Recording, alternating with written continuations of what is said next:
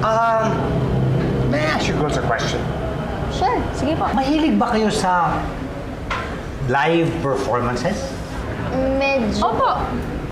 Do you like being creative? Opo. Good. Would you like to be part of a major entertainment event?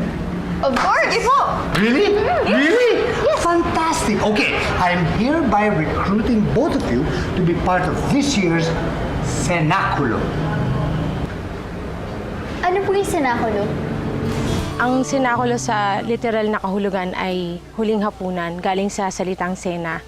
Ito ay isang pagtatanghal at pagsasadula ng buhay ni Kristo mula sa kapanganakan hanggang sa kanyang pagpapakasakit, pagkamatay, muling pagkabuhay at pag-akyat sa langit.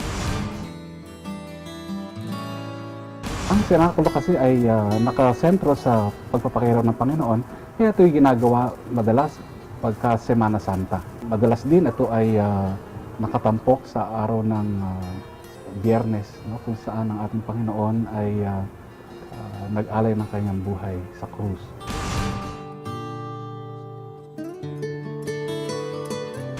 Palagay ko kahit sino pwede, no? At marahil ito ay ginagawa na lang sa personal na debosyon ng mga tao na naroroon. Napakahalaga na ating sinasabuhay yung aral na napupulot natin sa mga dulang ito. Tayo naman sana lalong lumalim yung passion natin, yung ningas ng pag-ibig ng Diyos sa atin para tayo ay lalong mas maging mabuting Kristiyano.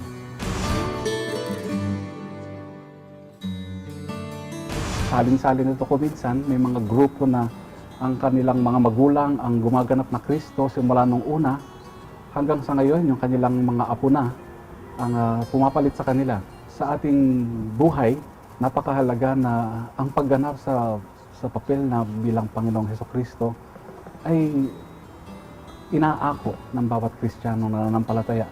Hindi lang sa larangan ng pagsasadula, lalo tigit sa tunay na buhay.